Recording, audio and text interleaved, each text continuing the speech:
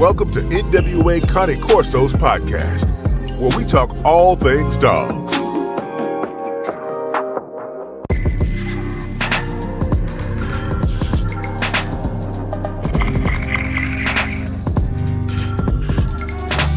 What up, Jordan? What's going on? Man, It's been a while. it is good to be back in the house. Yeah, man. It's been too long in between time. We can't let that much time get in between us. Yes, sir. Yes, sir. Yes, sir. They sure been asking about you. Oh, man, They I've been busy on the road, on the back and forth. You know, taking business. I've been trying to stay active in the field, but I'm here. I ain't going nowhere. Yeah, that's what. Hey, that's what's up, brother. I know you've been busy. They said, what Jordan? I thought they finna get ready and protest on the brother like Jordan. What's up, man? I ain't going nowhere. Hey, look, buddy, y'all know I've been busy. I've been here, though. I've been still coming through. And look, we got a very special episode coming up for y'all tonight. It's gonna be letting all the new breeders come in through. Hey, look, we expanding. We getting bigger. I'm growing. I'm working hard behind the scenes, family. Yeah. Somebody said we got an echo again. Please don't let us have another echo. I don't hear anything. Now? Yeah, on Jordan's side, they say you got an echo on your side. Okay. Yeah. Let me. Okay. How about now? I think I can hear me. Popping. You ain't got no headphones in or something. Yeah. No, I don't. Yeah. How bad is it, y'all? But anyway, yeah. Like Jordan was saying. Somebody said, "Damn." Hold on. I do got some headphones though. Okay. But everybody, yeah, this is a pull-up show. Dang, they still say we echoing it. I wonder if it's something on my end. Hold on. I got some headphones. Okay. Am I echoing, y'all? Do I sound okay? Okay, I can't even see the chat. Here we go. Okay.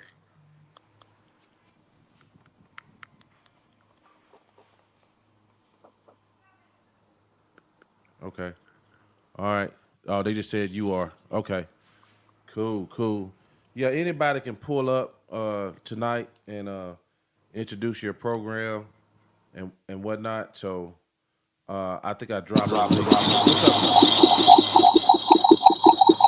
Yeah, Jordan. Yeah. How about now? How about now, y'all? How does he sound? He sounds good to me. I don't know about to y'all. But that's the link. Anybody can pull up. Come on in. Rick, I just got your message, bro. Yeah, that's going down tomorrow. So yeah. Man, I was sure looking for your number. I was looking under Rick. Yeah. My number. Nah, I was talking to somebody in the chat. What's up, John? What's going on, fellas? Everything. Oh, echo heavy. What is Still going on? echo. Yeah. It must be me, y'all. Yeah, it might be that link. Something deal with that link or something. It's real bad. Yeah. Okay. Dang. How about now? I hear you fine. All right, I'm gonna get out so y'all can try to figure it out. Wait a minute, John. So y'all so I'm not echoing, but y'all saying, is it John echoing? Is Jordan echoing?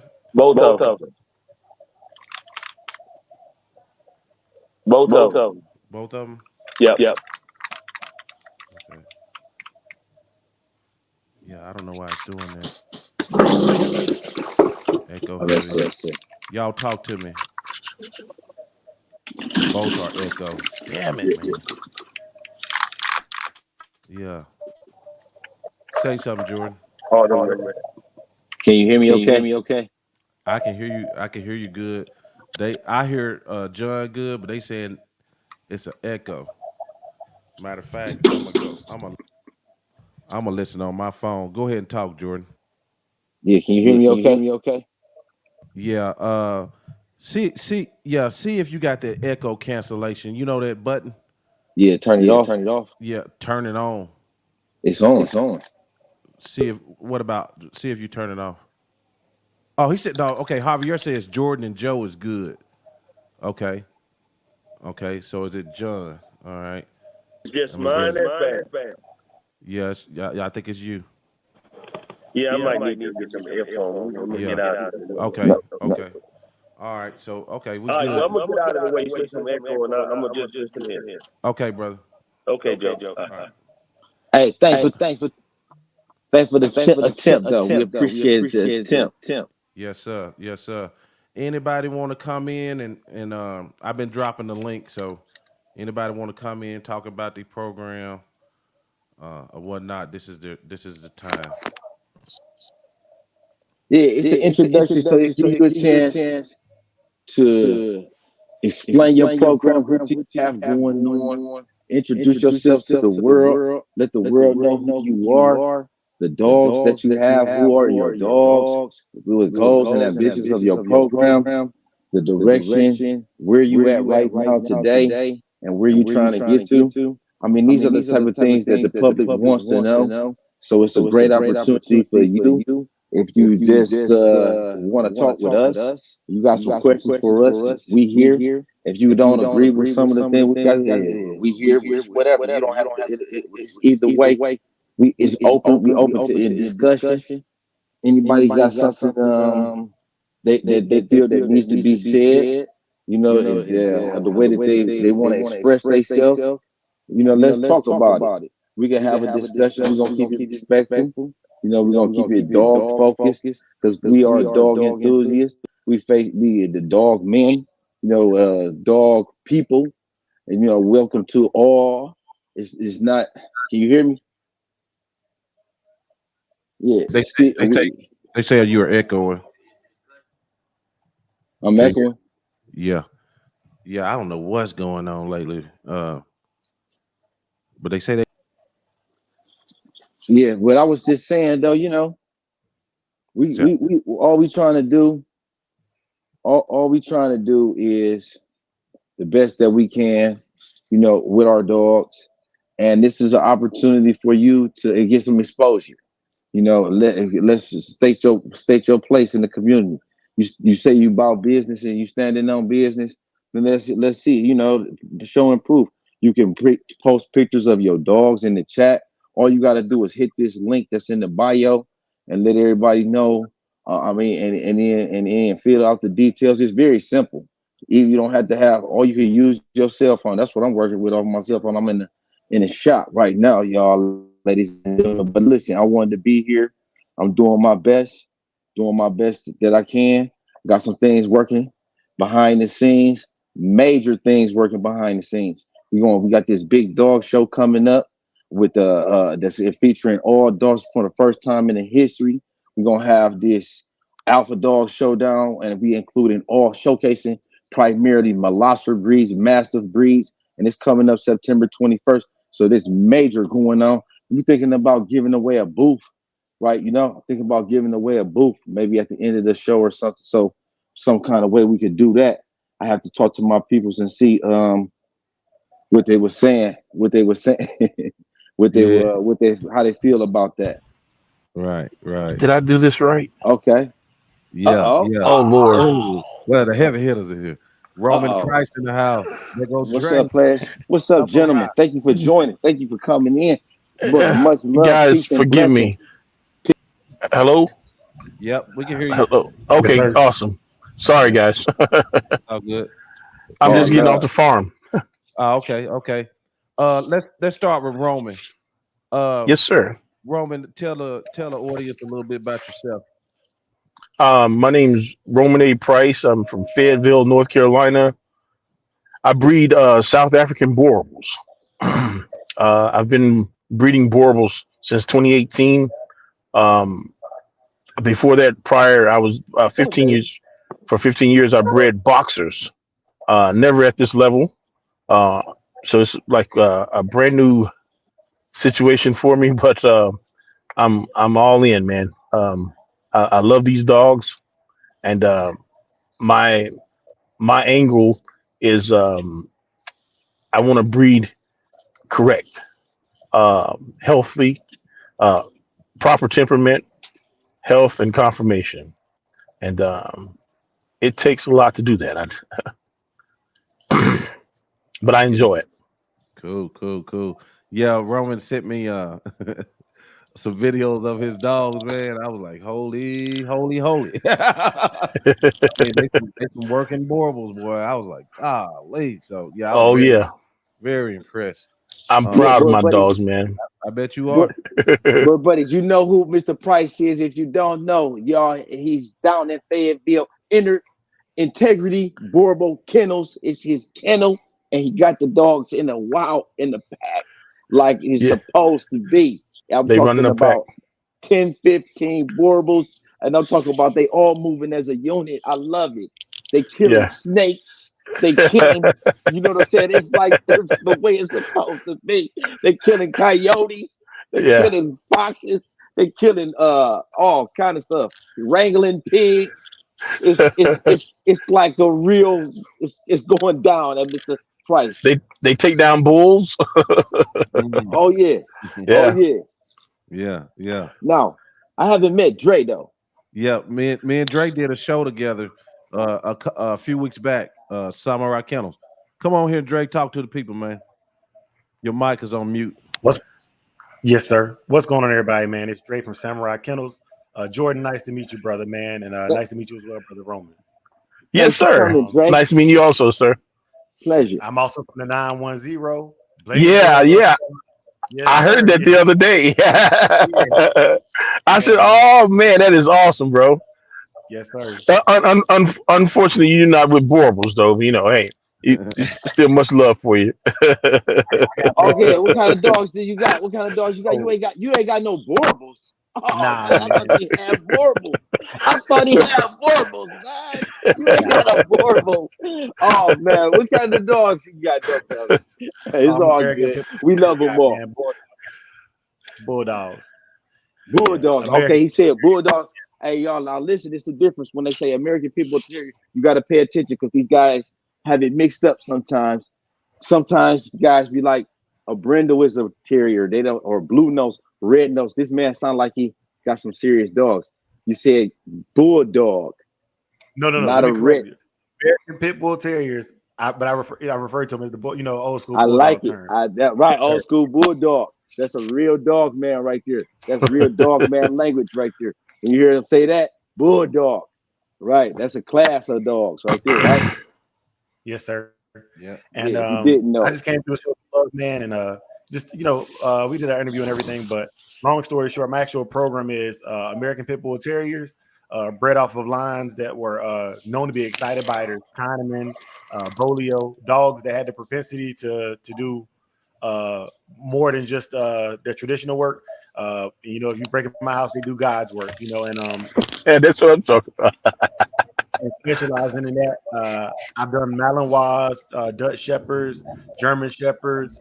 My favorite thing to do is handle and decoy for actual like protection work. But basic obedience is what we offer to the public. I wouldn't train anybody's dog to bite. If you want your dog to bite, and you want to pay for me to show you how to show your dog to bite, cool. But I won't do that for anybody, man. But that's what we specialize in as well. And then I'm glad I got you brothers here because I'm trying to get more of the Corso guys and the Borbo guys and my uncle breeds, AKC Akitas. But I'm trying to get these guys to come out for our online obedience challenges that we throw. And it's just basic stuff, man. Sit down, recall, bite on command, out on command, and then either loose leash walking or healing. Your advanced class has to do healing. Your rookie class or your lower level classes do loose leash walking, just to show that we don't just have these dogs, but we have them when we handling business with these dogs, man. All my shows Okay, I'm with it. cash prizes. All my shows are cash prizes, man. Ooh, and he called putting money on the line. Y'all hear that, boy, buddies? And he putting money on the line, boy, buddies. What's going on? We can't. Well, you definitely got some interest there. Piqued my interest when you said posting it online because I would love to showcase what a Borble can do. I don't know how y'all feel, but hey, I'm looking for every opportunity I can to showcase what the Borbles can. But I ain't gonna make it all about me though. With y'all,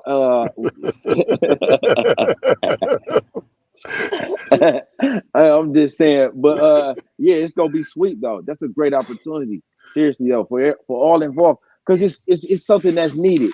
It's something that's needed. You know, stop just posting these dogs and just showing these dogs standing there.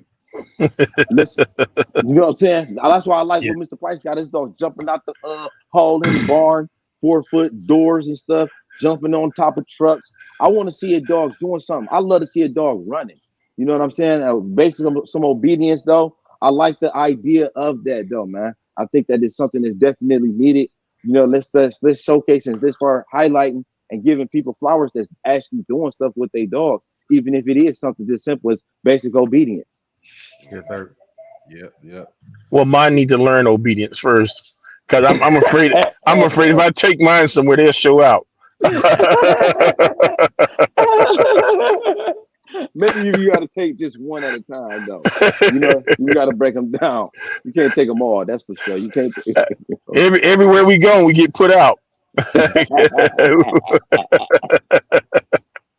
Yeah, actually, man, Mr. Price, I'm gonna do his first interview coming up here soon. So we'll get to hear his journey, his story soon. Okay, Yep. I'm looking forward to it, brother. We got to set that date, though. Yes, sir. Yep. We got to make sure we do that. Yep. Yeah, most definitely. Yeah, so that's really, man. So what all kind of things are y'all gonna be doing and measuring with your online competition? So honestly, basically, or let me dial it back. All I wanted was, I see a lot of people talking about dog training on the internet, right? I see a lot of people talking about it, but the art of doing it, when you say it's going to perform when it's supposed to perform, is that also out here on the West Coast, I don't have the clubs like I was involved with on the East Coast. So I wanted to create a way where I could get out there and, link with some brothers just like y'all doing right now. But instead of us just being on a panel, I got to, I throw a dog in the background and, have some brothers saying your dog is foraging, you know what I'm saying? Your dog, ripping, man, and can you really take that smoke, because not to bring race into it, but I've noticed that some of the clubs I went to, man, I wasn't getting fairly judged, I think, and I was seeing the same thing with other dogs I was seeing with my dogs, so I wanted to create an opportunity in a space where there's no nepotism, ain't no favorites. Oh, he IPO shuts in 3, so he's gonna get favoritism or more points, on his healing and stuff. And so go ahead, bro. My fault. I didn't mean to interrupt you. Go ahead, finish your statement.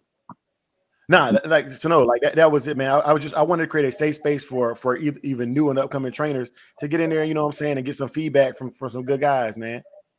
Yeah. So I think that's a great idea. So here's what I pose my question to you would be: how do we measure adequately and fairly dogs like the Corso, dogs like a game pit bull terrier, dogs like a Borbal, or and something like a Schutzhund, because it's not the same type of work, and it ain't the same type of dog, and it ain't fair to try to measure and compare us against that same stick, because we're not designed to do that. That's not going to give us an opportunity to really excel, at the things that we're going to be really good at, like, power sports, or, the strength and I think that the capabilities. I don't know. That's how I feel. I don't think that, like you said, I'm not looking for my dog to be chasing down and hunting and looking and searching out blinds and knocking down predators. And I'm not looking for him to go on patrol.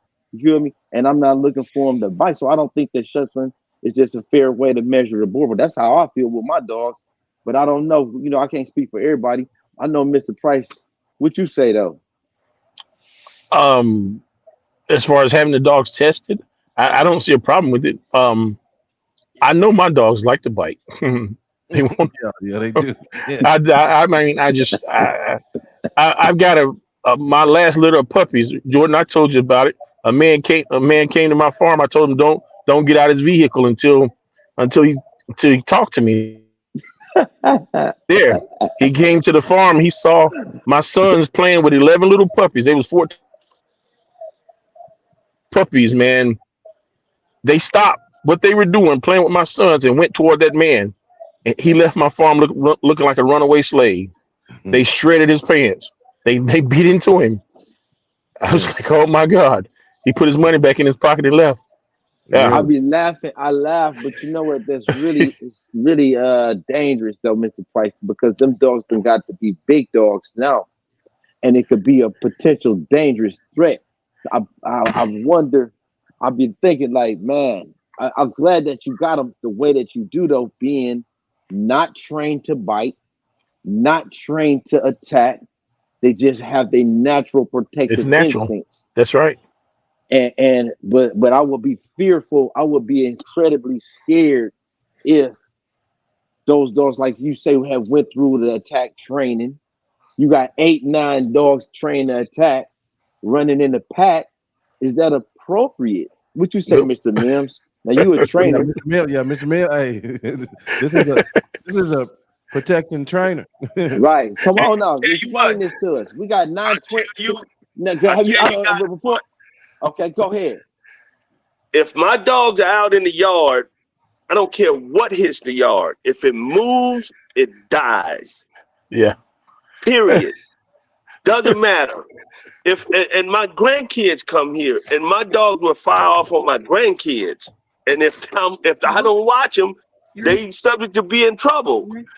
But Good. so I have to monitor that thing. But as far as a stranger coming on my property or coming around where my dogs are, they should know what most people don't, because common sense isn't common to everybody. Right. So that's the Yeah. one thing. So you So got your grandkids and they so hold on. Let me just stop you before you go further. I don't mean to interrupt you, but hold on, I'm gonna give you a chance. Let me just yeah, say go this, ahead. Yeah. because you say you got your grandkids and they like pose a potential threat to the grandkids. Not the dogs, the people. Here's the spirit that I say that. My dogs are taught a bite is a bite. Doesn't matter who it is, where it is, when it is. A bite is a bite. Okay? So if my grandkids go out, I have to bring the dogs out and introduce them to them every time they come here. Okay. Then they know, okay, it's okay. Daddy say it's okay, then it's okay. But if I'm not in the picture to introduce them to anybody is a threat. And if you don't, in my opinion, the way I was taught, the way I just learned over time, if I don't tell them that it's okay, then everybody else is a problem. They're suspect. Yeah. I'll give it, bump it up even one more notch.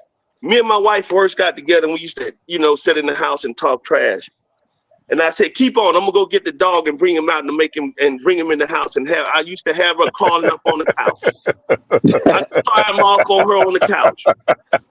She'd be climbing the couch, and then I tell him, "Oh," I say, "Okay, man, it's okay. Go and love on mama." And he'd go over there and he'd make her pet her and love on him. And then I take him back outside. And it was just a funny thing just to show her, because at the time we had just got together. And I just wanted to show her the versatility. Not everybody can train dogs like that. That's the bad thing. That's the bad thing about it. But that's how I was taught to train dogs. So if somebody's comes in my yard that ain't supposed to be there, just that they just gonna have a bad day, man. That's just the way that goes. Well, that goes back to purpose, right? Yeah, For thank like, you. what is the purpose of my program? So Yeah, I get what exactly. Jordan's saying, and I get what you're saying.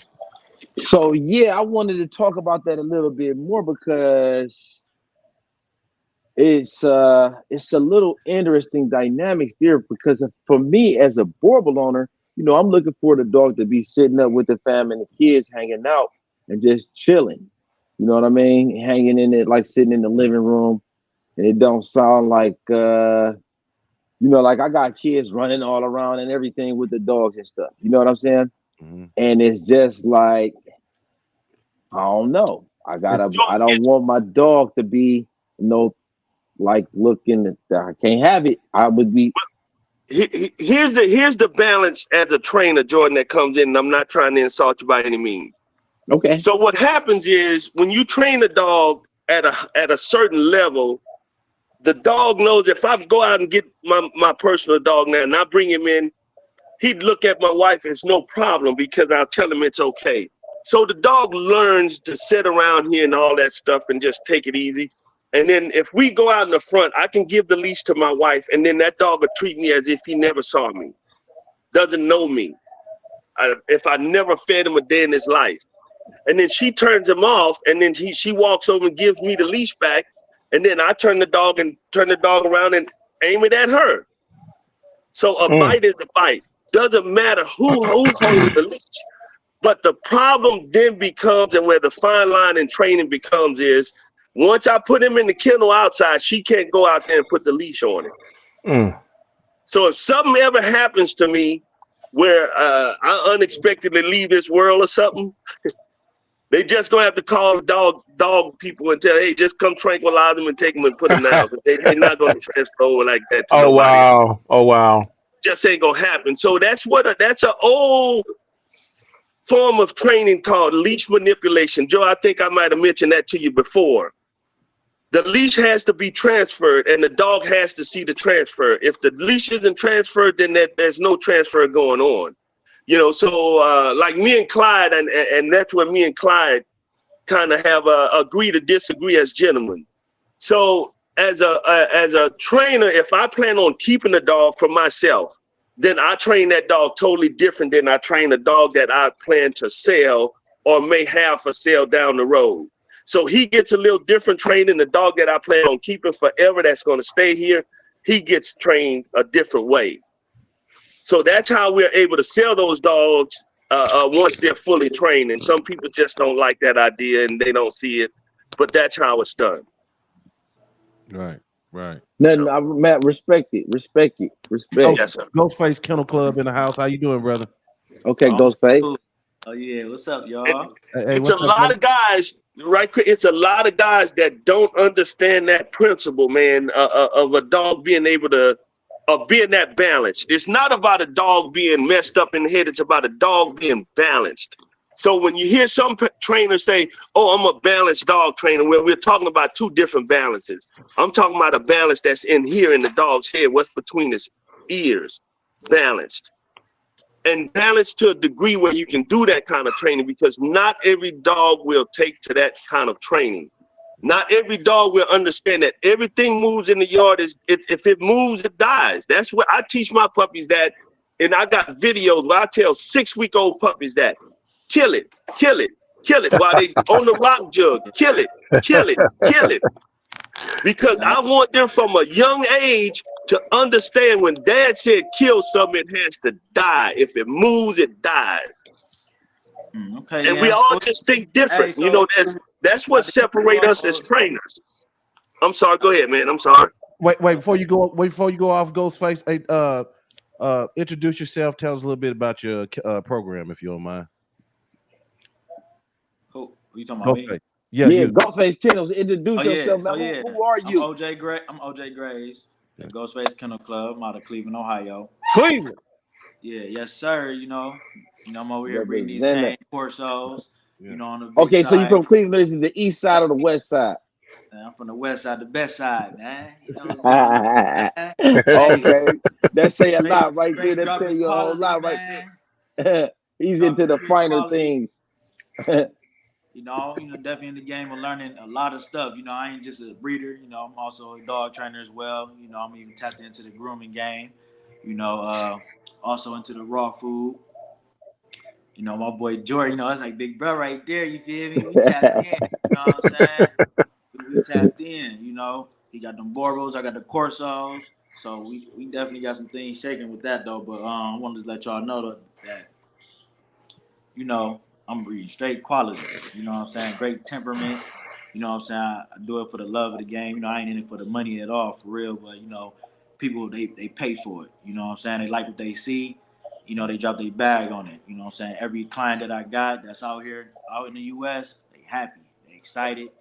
You know what I'm saying? Not once I got a customer to talk any negativity about it. You know, they love their pups. Their kids love them.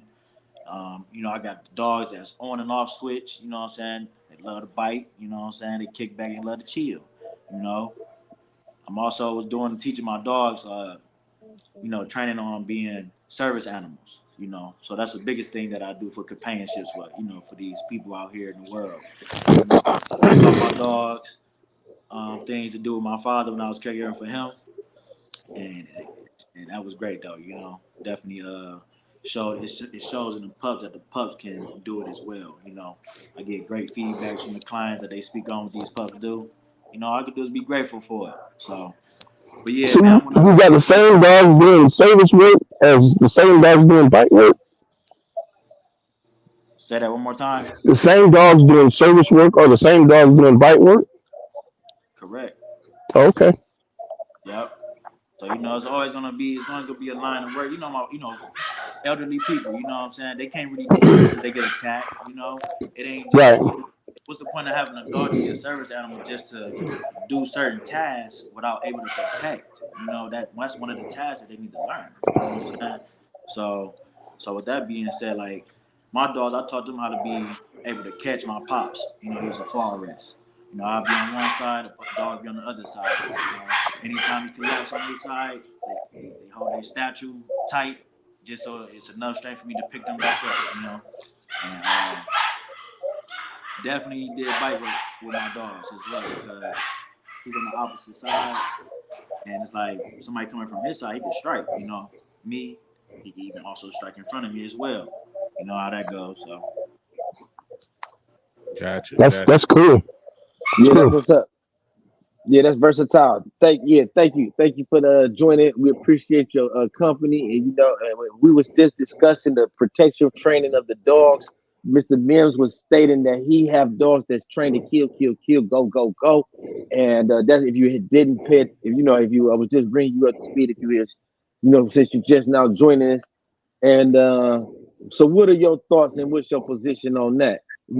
I say that. Let me just say this real quick. I feel like a balanced dog, the perfect dog, is the dog like you said that can do that both. But I feel like with my position specifically to the Borble is that it's unnecessary. So I don't think that I feel that Borble can be protective and willing to bite without the protection and bite training. I think it's inappropriate for the Borble. That's me. well, What's your thoughts and where you at? I look at bite work as just a proper way of teaching a dog how to properly bite, when when to do it and when not to do it. You know, by having a dog in the yard, anything it should know to be on go. You know, but at the same time, when you got humans coming into your yard, you definitely want your dog to be social, to be on point, to be on command to bite when you want it to be instead of just biting. You know what I'm saying? By just jumping in the yard, yeah, that's different. You know what I'm saying? As an intruder at that point, you know what I'm saying? There's not nobody that got welcomed in properly. So doing bite work is teaching your dog when it's okay and when it's not okay, especially say if you got kids coming in the house in and out, you got dogs that be just quick to bite. You know what I'm saying? Just because it's like they wasn't taught that this was not okay or this was okay to do compared to me taking them into class and they seeing that the kids is with them doing the bite work as well. Like I'm protecting this person. So just like with Pluto, he gravitate towards kids.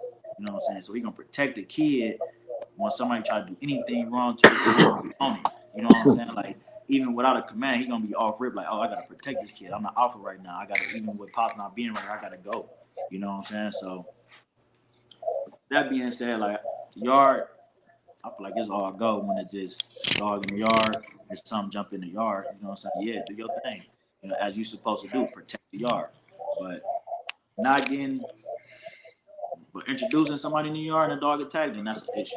You know what I'm saying? That's something that you got to correct and you got to fix. Gotcha. Yeah. So if someone comes up So did you catch unannounced, that? Did you hear that, Mr. Mims? Did you hear that, Mr. Mims? So yeah, he said, I heard a little yeah, bit we of was it. just It's kind of low. okay. So there's the gist of it is he saying that the dog shouldn't bite if somebody comes in the yard? No, he said he was kind of like right in line with what you said. It has to be trained. You train the dog to bite. He has to teach the dog how to bite. If somebody come on the yard that ain't supposed to be there, it's a problem for them. You know, and Yeah, I don't want people to get it misunderstood that about when I mean if somebody comes in the yard, because if they come there, they're not supposed to be there, and they not should come unannounced. My grandkids Right. come, they know not to go outside without me being present. So they're not going to just go crazy and go out the door and fool with the dogs. They know not to do that. But if anybody else comes there, then that's a different game, especially So so unannounced. so let me ask you this, Mr. Mims. Are the dogs like friends? Do the kids go outside in the backyard and play with the dogs though? Do they get a They'll chance to go do that? out. If I'm out with them, I'll have them go out with them. Right. So I do exercises like this. So I'll take them out and I'll put the kid in the middle of the yard. I'll put my grandkid in the middle of the yard and I'll tell the dog to watch him, like a guard the article type thing. Watch him. And the dog, like they haven't been to the house in months, but the dogs automatically know what that means. So just the dogs knowing when to bite, where to bite, how to bite, and certain words that I tell them, they know what that word means and what that situation entails for them to do. So when you say So watch they them, go you out, mean they to can go protect out them. and play ball with them. They can go out, turn around and play ball with them, throw the ball, they'll go get it, bring it back, drop it at their feet. Now, if I take a younger dog that just say I'm just getting going training, 7, 8 months old, and my oldest grandson is 15, and I'll put the puppy sleeve on him, and the dog automatically now the game changes. Right. Dre, I Right. know you got to go. We'll see you, Dre, whenever you got to dip Oh out. man, you gotta go. I didn't Yeah, know, man. Dang, yeah. I didn't know, man. Uh Man, so you want to get anything that you want to say in parting, Drake? Yeah, man. I want to say thank y'all, man. Ghostface, Roman, Mr. Mims, Joe, and you, Jordan. I got to do a yard tour video real quick, so that's why I got to shake. But I appreciate it, man, and I'll be back, man. I'm always in the chat and sharing the links, man. Oh yeah, man. Godspeed, brother. Appreciate you, bro. Thank you, man. Hey, God bless. God bless, man. Miss you the rest of everything. All right, brother. Yes, sir. So Yeah. I don't know where a lot of you guys how your area is set up or whatever, but I've never had an issue with somebody coming in the yard trying to take anything, and I don't think I never will have an issue because of the dogs. But I've heard of people having issues like that, or guys coming there sweet talking their dogs at the fence, taking dogs. There was a guy here years ago used to have a guard dog service. He would put out probably 40 dogs a night at different car lots, different businesses. And his problem was he wouldn't rotate the dogs. So the same dogs would be at the same places every night. I know a guy that must have stole 10 of that guy dogs. He would go there, feed them through the fence, make friends with them. Over a couple of weeks, he'd go there, cut the fence, and take the dogs. And what the hell is that So all about? right, so my whole thing You is know? like me and the dogs, we work as a team. Right. So when I hear the dog acting up, he got that certain tone, he let me know when something's going on, then I need to get active. Right? Because the dog is just a temporary obstacle to overcome for a real thief, for a real criminal. And knowing that, I know that I gotta be there to back the dog up. So I ain't gonna just leave my dog anywhere because I done heard of dogs. I done had dogs shot before. I done heard of dogs being stabbed. You understand? I done had dogs poisoned and killed. You understand? So I feel like I just me where I'm at and the level of security that my lifestyle require, you know, I feel like I certainly understand that. Here's the difference in training and what people understand, what people, I guess, just the different demeanors of people or mentalities of people. So if I hear a bark, of course we all know that, and we all have dogs, so we know when a certain bark means a certain thing. I hear something, but I don't really see it. That's one bark. If I can look through the fence and see somebody walking like down the street, that's a different bark because they're too close to the house. Somebody knocks on the door, my little chihuahua in the house. I can tell when somebody's at the door if somebody's walking down the street because their bark is different. But when my dogs are out in the yard and I rotate them out, sometimes I leave one out tonight, I leave another one out tonight, then I may not leave one out for a week. That way nobody never knows. But if the bark happens and I have enough confidence in what I've done with those dogs, I may get up, I may not. I may just sit there a minute and let him chew on his ass for a minute. You know, and then I'll go out and see what else what's left of him. If anything's left, you know, Right. for one, he shouldn't have crossed the property line. So whatever his ass get, let him deal with it. You know. So you So talking mostly just a, like just a animals, different. right? It's just a different way of thinking. So you know, your dogs have to be taught to fight a fight on their own. So let me say this though, real quick, because it's fresh on my mind. Whoever let 10 dogs come up missing is irresponsible, ladies and gentlemen. All my board buddies, make sure y'all know that your first time the dog came up missing, you're supposed to make a difference, do something different. 2 dogs come up missing, I can see that happen. 10 dogs that came up missing, you irresponsible. You need to get out the game. Yeah, and listen, man, this guy would patrol. I'm not kidding, man. He had a lot of the used car lot dealerships sold up. He would go take the dogs out there, put them out, and then double back in the morning and pick them up. Dogs Couple of ain't other working. businesses and stuff he had, you know, kind of sold up like that. But the way he trained just was a real old fashioned. I think the man died in his 90s, but he was still trying to train dog at 70 something, 80. And his mobility was limited. He couldn't find nobody, and he didn't want to transfer the business to nobody else. And it became a problem. But Yeah, with that being said, they was probably doing the dogs a favor. That was probably the rescue or the police. For real. If it was like that, you know, if he wasn't able to take care of the dogs, it probably was a rescue or the police. They'll do that too. And you'll think somebody keeps stealing my dogs. And it's the dang on yeah, ATL. supposedly guard dogs at that. Yeah, man. There's no way they're supposed to come up missing. I had he had some nice Rottweilers, but they were and it's that old method. And I used to help the guy at one time for about 2 weeks. So what his theory was, he gave me a weirdest thing. He gave me a piece of hose pipe about 3 foot, 2.5 feet long, filled with concrete in that hose pipe. He put the dogs in the corner of the yard and he says, go over there and hit that dog with that hose pipe. Either one or two things going to happen. When he bark at you, you turn around and run off, or he's going to turn over and piss on himself, one or the other. I said, dude, that's not the way you do this. And he said, that's what we're going to do. I'm just paying you to do it. I'm not paying you to think about it. I said, you know what? You're absolutely right. I was charging that son of a bitch $150 an hour, dude. So after about the 4th session I done with him, then that was enough for me to realize that he wasn't going to change and I couldn't hip him to nothing new.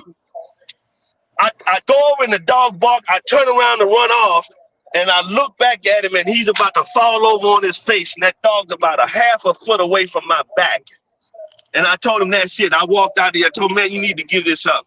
And I walked off. So all he was creating was fear mongers. You know, they were just fear dogs, fear biters. You know, they had no substance in their training. They had nothing, no foundation or nothing. So it was either fight or flight. That's all that dogs was. And he didn't teach them how to fight the correct way. Yeah. And a lot of guys, in my opinion, when you put a dog on the table, you're kind of creating the same situation when you do table work. So some people do table work to make a dog bite and to have him turn on the bite. And some people put him on the table to turn the dog up a notch or two. Now, I can understand turning them up by putting them on the table. But you kind of teetering along that make or break thing really with a lot of them, you know? So Mr. Mims, I just want to ask, all right, I ain't gonna get there. I ain't gonna ask you this right now, but I do want to know how many times have you had a dog to have to bite a person? Oh, over the probably 40-something years I've been doing it, probably 20, 25 times. Damn. Wow.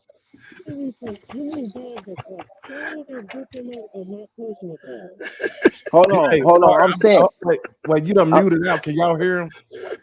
Yeah. Yeah, I might have blew his you went out a little bit.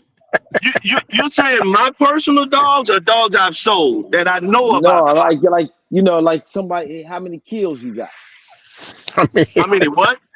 kills? I mean, How many kills you got, Mr. Dent? I know you got a couple bodies. They coming up in I'm not under. I'm trying to understand. You're asking me my personal dogs or dogs I've sold. Yeah, how many bodies you got, man? Come on. Hey, this ain't Vlad TV. You know, police ass podcast.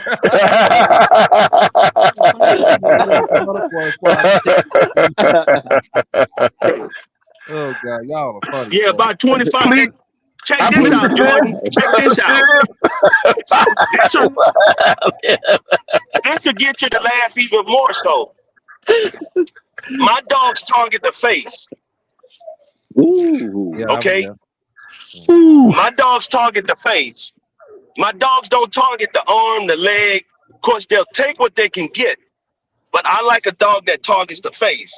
And I like a dog that'll bite you wherever he can get you. And if he doesn't like that one spot, he'll find another sweet spot to bite you in. So when we look at that and I ask people, why do the dogs stay in one position on a bite? Or when they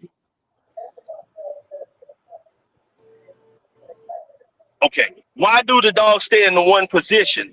I don't want a dog to stay in one position. I want my dog to bite you in as many places and as many times as he can get you.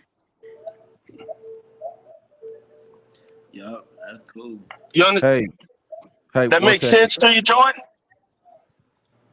I mean, so how much medical payments have you had to pay? I'm just saying. I mean, I had one dog that bit my cousin, right? It was on my cousin's house. He came over there. She was some kind of way she went too close, my dog got bit. And it was like $80,000. They sued my cousin. She had to get skin grafted from her butt to her thigh. Here's the problem. All my bites have been justified, have been in the right way. So 25 seems like a lot. You're saying 80,000 for one bite. That's your issue. Maybe the bite didn't sound like it was right. My bites were right. No, it wasn't my issue. No, it wasn't my issue. It was my cousin dog. But I'm just saying, it just was one thing that I know of incident where a dog bit a person. It was 80,000. This insurance company sued the homeowner or whatever. But I just know that was a horrible, can't be horrible. I done paid off some small bites like $40 here, $30. You know, neighborhood bites, 13. I had crackhead bites.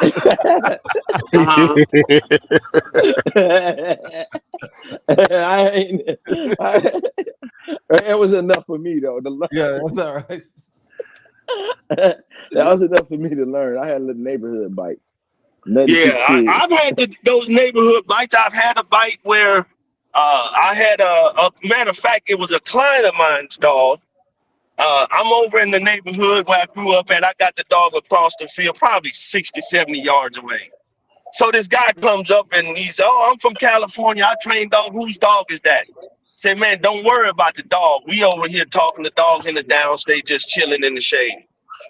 So he's, I bet y'all can go touch that dog, just popping off at the mouth, trying to poop or point to me, and he can't me, So I get the dog. I take the dog back. I'm walking back to the truck. The guy reaches out to touch me as I'm walking back. The dog Lord. senses something going on, and as the dog looked back, the dog jumps up and bit him right in the crack of his arm. Joe, I'll send you the picture. Okay. Nicked the artery. Guy almost bled out. I mean, opened him up real good. And I told the guy, you did that, dude. You came on me. I'm walking away from you. Not yet.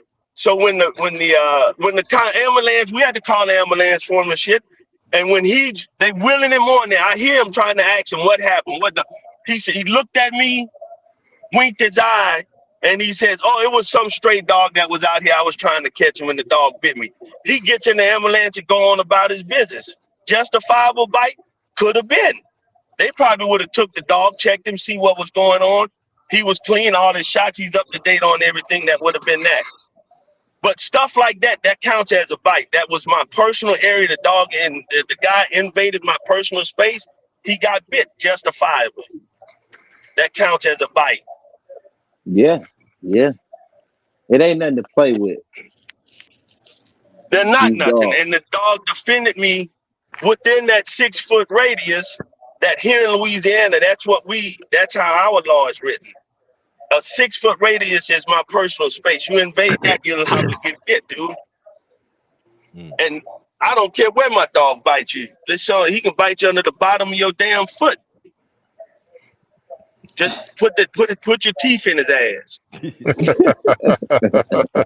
Put your teeth in him. You know. You got the mostly the Malinois though, right? I, Yeah, I have Malinois, but I've been breeding males, man, for 27 years, and I brought Malinois to the forefront in Louisiana. You done muffled out. You muffled out. You got your hand on your phone, Mike? no. You say it again? I said I brought the Malinois to the forefront. For people here in Louisiana, because when I started breeding them 27 years ago, the only people that knew what they were here were law enforcement or ex-military guys. You do bite work out there? Huh? Yeah. You do bite work in Louisiana? Oh yeah.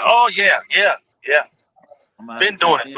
See, I got some big. I got some dogs out there. I got some puppies out there.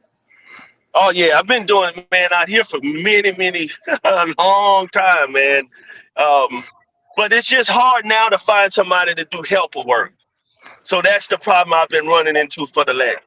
Yeah, get off of this. You talk about an agitator. Yeah, agitator. Yeah. Somebody that'll let your dogs bite them. Yeah, and know how to agitate though. It's an art to the agitation too, because you know what, you can actually it's an art to it. You just don't let you don't just let anybody get in front of your dog, man. Because when I train dogs, I saw my dogs to go in the police departments, especially dogs that I breed because I know they'll hold up to whatever's thrown at them. So I train them to just destroy.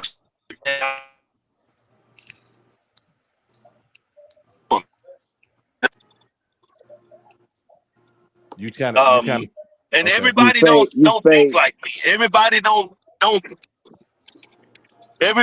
look at dog training the same. You know, I look at it like, right here. Like Mike Tyson. Mike Tyson says when he boxes, he tries to push somebody's nose up into their brain. You know, well, when I train a dog to bite, we ain't just biting to play, man. We biting to destroy something. You know, I don't want them to leave there the same way they came there.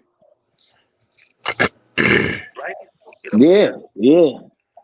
Louisiana sound like the wild West, man.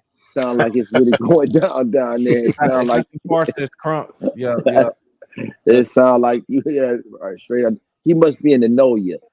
He must be in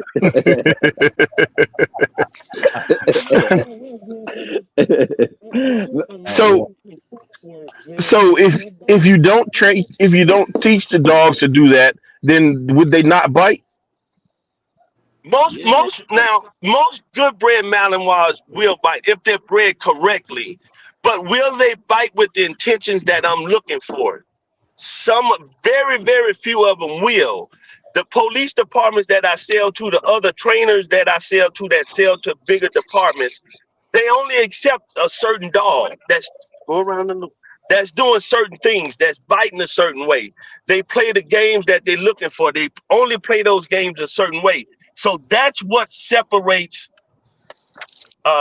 good trainers, average trainers, good breeders, average breeders. When we breed and we train for a certain thing, even I just took a dog to Ohio. He was 5 months old, but shit, the first guy I sold him to, he brought him back. He bit him 6 times at 5 months old. So that, and the guy was the department that guy worked with. They told him that, if you get a dog and you can get the dog certified, that we'll take over everything. Once the dog's certified, you can work the dog on the street. Well, I sold them the pup. We were going to train the dog up for dual purpose. So did the dog have the foundation of what was needed to be a bite dog? Hell yeah, it's obvious. He bit the guy 5 or 6 times. But when they flaked out on him, I got the dog back. I took the dog up to Ohio, and the dog's doing well in his training. He'll probably hit the street when he's about 15, 16 months old. He'll be on the streets of Ohio. So genetically, that dog was put together different. His foundation was different. His foundation was different. All of a sudden, I sound different. Oh, no. But that dog he's just a different dog. But that dog, even the foundation that I put in him. Hey, Ghostface. Yeah, mute your thing, Ghostface. Mute your. Oh, there we I don't go. know. I got a lot of echo. Yeah, Ghostface had his Sounds different now. It's back to normal. Sounds like Joe. Yeah. But Hey, guys, it's just. Hold on 1 second, Mr. Mims. I'm sorry. For you guys that just tuned in, this is a meet and greet. You can come in, talk about your program. If you're a breeder, trainer, whatever. I'm sorry, Mr. Mims. Yeah, this dog talk whatever. I'm about to slide out though, y'all. Okay, I appreciate you, Ghostface. Thank you for introducing yourself. Yeah, it was definitely nice meeting y'all, man. I'll be back on soon, man. Yes, sir, Okay. man. All right, bro. Peace. Okay. All right, Mr. Mims.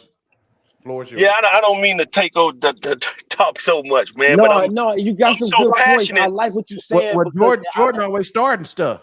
No, it's good, man. I'm so passionate about it. Jordan, you have Borables, right? Yeah.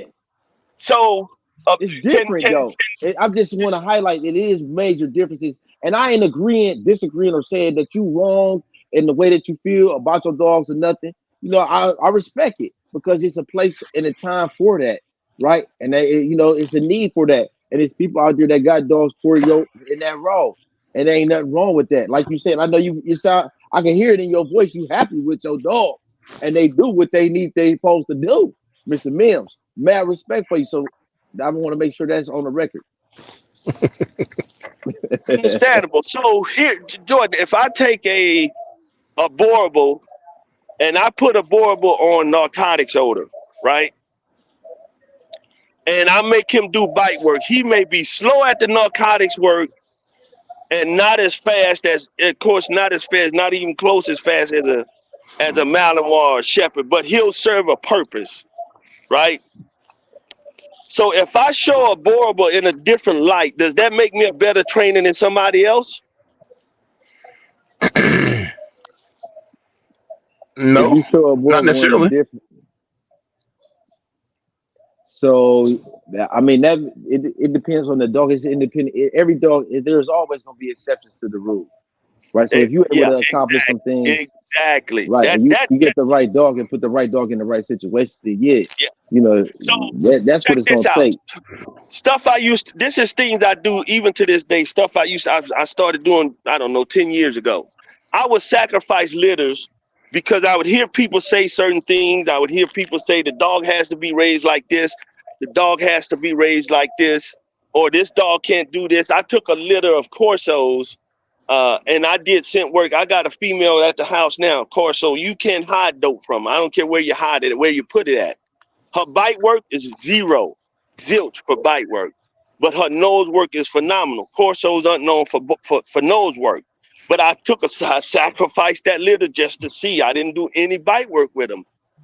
I wanted to do scent work with them to see. With Malinois, I did the same thing. Some dog, and I mean when I say different things, like I would breed a litter of Malinois. I wouldn't give them shots until the day they left my house, just to see if I can get away with it, what the harm in it, what's the good in it, what's the bad in it. So when people say different things about dogs, or you have to do things at a certain age with certain dogs, Schutzhund people believe by a certain age, the dog should be doing certain things in Schutzhund to get them ready for Schutzhund. Can you get away with it? Of course you can. Can you get away with certain things with any breed? Of course you can. Can you go against the genetic makeup of dogs? Of course you can. I did it with different breeds, different dogs. I trained a standard poodle for a guy 28 years ago in New Orleans. Standard poodle, eat your ass from your ass to your appetite. Standard poodle. Who would think that? You know, Labrador, I've trained labs to do bite work. And they would do bite work better than some shepherds would, you know. So, dude, when people talk about training and they're master trainers, like Joe, you know who I'm talking about when I say that, a master trainer. Are you a master trainer of what? If you're a master trainer, I don't see that guy doing a lot of scent work. I don't see him doing tracking work. I don't see him doing trailing work. I don't see him doing a lot of stuff, but he's a master trainer. Master trainer of what? And you only see him working with maybe 1 or 2 breeds of dogs. When you can master it, you can train any breed of dog. And there's a lot of facets. There's too many facets of training for somebody to call themselves a master trainer, but they never specify what they're master in. And I got a problem with that, man. That's where me and CT, we call some of these jokers out at, man. You go blow that smoke up somebody else's ass, because I'm gonna tell the world, I'm gonna leave this world trying to educate people on all the bull crap that's going on out there in this world, and the hype that these people are doing, the seminars that these guys doing now. They're doing the seminars, and dogs are leaving there more confused than when they went to the seminar. Yeah. How in the hell how does that work? They go there and they push their ideas off on these people, and then they leave them hanging. I don't get that, man. I ain't in this world. I like to go to sleep at night and sleep without having that headache, thinking I done screwed somebody over on some training like that. Ain't gonna happen. Yeah. So they go to these seminars. How much do they normally pay for going to seminars and stuff like that? $250, $300 a piece. Yeah. I've never done a seminar. I'd just rather work a deal out with somebody to come up and spend the weekend with them, and spend a couple of weekends with them. Come back, go back a couple of weeks, let them work on it. Go back another couple of weeks. Joe, don't be surprised if I call you one weekend and say, Joe, what you got this weekend? Me and my wife driving up. Yeah. Yeah. So, yeah, man. So it's what we look for as trainers and different people in different areas. Like you said, it just depends on what people look for, what their aim is, what their goal is, what the end result of what they're training to be. Of course, a protection dog, the first thing the dog should be is what's the word I'm looking for, Joe, to stop something before it happens. Prevention. That's what we're looking for, the first thing to do. And most people that's trying to do something wrong, if they hear a dog barking in your yard, they'll go next door before they come to your house. Right. So it's possible one day we might get 15, 20 dudes. We say, Mr. Mills, we're gonna bring Mr. Mills to Ohio. We do our own little workshop deal. Yeah, do something. Yeah, and we all and you know what else a lot of people problem is, Joe? Nobody wants to check their ego at the door. Right. It's nothing wrong. Right. Everybody want to try to. That's the big part of dogs in general that I have learned, though, because a lot of these terms that we use to describe dogs is about measuring or establishing value. Right. They come from say my dog is able to accomplish more so than yours, because if you think about it, really a lot of this stuff is that you're saying is sport competition, shut sun and stuff, protection work, right? A lot of that's competition is, and when you stay in the training, eventually it gets to some level of service, but that's not that's a small percentage of dogs, right? And each dog have a role, each dog have a purpose, and then for that particular breed, they doing exactly what they designed to do, and there ain't nothing wrong with that, right? Yeah, agreed. And I can go, man. I used to go to duck dogs. They would have a duck dog competition. I'd go out there because there's something I can see that I'll learn at a duck dog competition. I go to the fly ball, to the dock diving competition. There was an old guy. It was about 40 miles from me. I went out there, and the best thing I learned from him, when they out working one dog, all other dogs have to be quiet. They can't make any noise. And one of the couple of the labs they had tied out while they working one of the other dogs, that man went over there with that goddamn cattle prod, man, and burnt them dogs' ass once or twice, dude. And that's all it took. So I'm sitting there and I'm watching this, and this about 30 years ago. So I said, well, damn, cattle prod to keep a dog ass quiet like that? On my way home, I stopped at the feed store and bought me a cattle prod. And I didn't hit my dogs. I'd go out and let it touch the gate. Tat, tat, tat, tat. You know, it'll make the noise off the gate. And they'd say, whoa, wait a minute. And the dogs bag up in the kennel. So now, and over time, what happened, I just put it out the door when they barking too much sometimes. They all see that cattle prod stick out the door. Everybody go in their doghouse and they shut up. I learned that lesson from somebody with duck dogs, you know? So I'll go to any show, man. Me and my wife, we used to travel years ago all the time just to support people that we talk to, that we meet. You know, we go there, spend the weekend. Jordan, if you had something, tell my wife, hey, let's load up. He ain't but however many hours away. We come out there to support you, and I ain't just met you over here on this talking to Joe. You know? Right, Different people. no doubt. That's how we got to do for sure. Yeah, That's why and check we the ego. we And can't be I trying go to. to these Yeah, you got places. to check that ego. You got to let people be Got to, free to do man. themselves and be who they are. And ain't nothing wrong with what you saying, what you're doing. It's just different.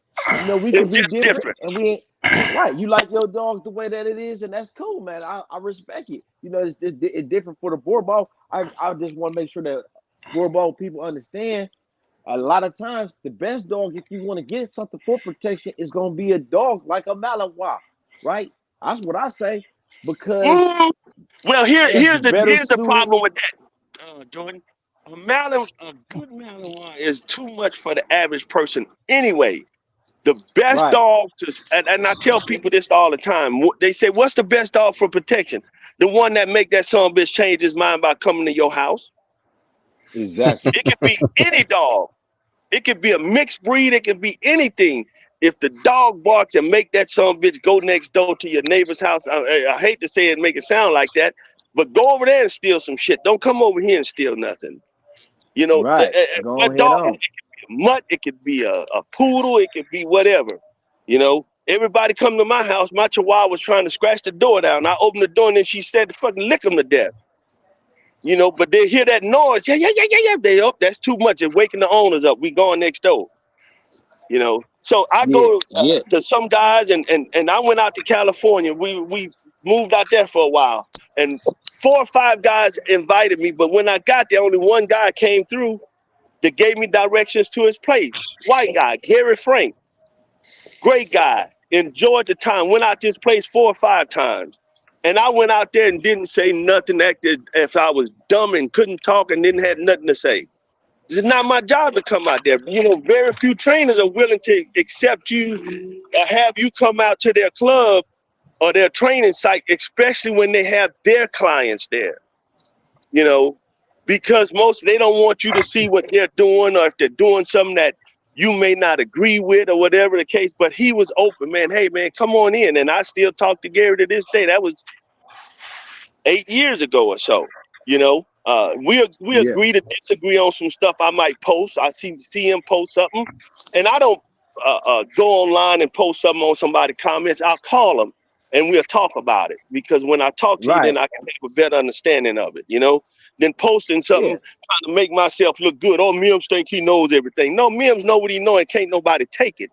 But if I see Right. something Jordan post, if I see something Joe post, I'll call Joe. Hey, Joe, what you did this, and we'll talk about it. And we should be men enough to say, hey, man, let's just agree to disagree on that. You You're know, right about that. You're Yeah. right. Ooh, Yeah. you're right about that. You know what I'm saying? and Ain't that's where a nothing lot of wrong with people that. have problems at, man. And Yeah. Yeah. Right. They think that means that you right or you right, and I'm saying I'm wrong.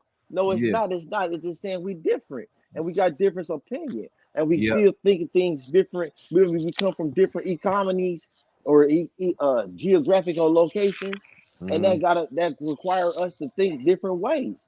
But So it just, it's it different. keep you sharp too, though, Jordan. You Yeah. know, because you might not think about it on an angle that I might have did, or I might not have thought about it on an angle you might have done. Because I've seen people on this show that might have thought one way, and it'll be discussed.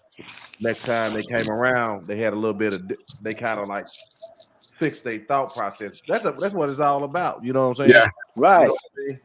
And you know, either it is or it ain't for me. You know what I'm saying? I want to hear it though. You know what I mean? I definitely want to hear it. Guys, I got one thing I want to say. Now, a Boerboel was bred to protect naturally. Um, Right. and that's why I chose this breed. But um, so in the African bush, this dog was to be able to spot any threat, whether it's an animal or a human, and to be able to know how to deal with it. But obviously, they pack dogs. They work in packs. So any threat that that come their way, they work together in unison to deal with it. Like I would hate to see my dogs attack a human because I know it's going to be something very ugly. I've seen my dogs rip the back straps out of hogs. Man. You know what I'm saying? I've seen him take the head off a hog. And, I know the boldest ones will bite the hog in the head and hold him. And they do that for a reason to protect the other ones from getting ripped open with the tusk by the tusk. And then one will go behind and bite into the hocks, but they crushing bone. So they disabling that hog. They purposely disabling that hog so they can take him down. And I never trained them that. You know what I'm saying? They were never taught that. But it's in them. They know how to do it. And then somebody will get up front and bite into the left of the chest at the front of the animal, and there they rip it open the artery for it to bleed out. Hmm. Yeah, they do it naturally. Yeah. So, And that's a powerful like bite. what Jordan mentioned earlier, like Malinois. So Malinois know how to bite if they're bred correctly. Yeah, they know how to bite, but they have to be taught when to bite. For a lot of people, they like a dog to target. I don't want my dog to target. If you give my dog your foot, he'll take your foot, of course. But he's looking to hear. Well, Joe, that's one of those things I hold, Joe. you know, Yeah. um, Do your thing. Do he's your thing. he's looking to bite something that make you holler for $1 kind of thing, some people ask why dogs bite in certain spots or why they don't bite certain whatever. There's certain sweet spot all dogs like. They want to hear a certain thing. Uh, uh, Malinois bite, but they have to learn to bite and then take pressure while they're biting. And some people want to put so much pressure on those dogs so early, they'll ruin a good dog, a dog with potential, a dog that has excellent, but they'll ruin them. Then there's some dogs you can't shut down their drive and their bite drive because it's just genetically is there so much you'd have to kill them to shut them down. And I'm pretty sure that's with every breed. But those are the dogs that I like, the dogs that's hard to shut down, the dogs that just want to go, go, go, go, go. The more you fight, the more they want to fight, you know. So when I train a dog, I know the situation that I'm putting in. I got dogs that's in family environments, but those dogs are balanced so well that they're just not going to go crazy and just bite somebody. The situation, it's a situational type bite that situation has to present itself like this in order for that dog to bite. So I video all my sessions. So if something happens, Jordan, and somebody say, well, Mims, and I'm not just, picking, I'm just explaining some of my system. So if somebody, if it comes into question, I sell a dog to somebody, which here in Louisiana, once I sell a dog to somebody, they take on all the responsibility when they leave me. They can't come back and sue me. They have to go after the owner. But what protects the owner is all the video that I got to say, look, this dog was trained for a year or however long it takes me to get him to the point where he's finished. Here's the video to show how stable this dog is, how balanced this dog is, and this dog isn't a loose cannon. He's just not going to go ape shit and bite somebody. Unless the situation says he's in the yard and somebody jumps the fence. That situation says bite. You know what I mean? If I take my dog out walking and you come within that 6-foot space, I'm going to try to get away from you. Hey, man, go ahead. My dog will bite. Go ahead.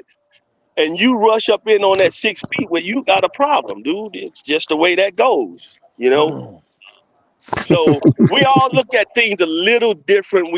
And can any dog be taught that? In my professional opinion, yes, because I did it with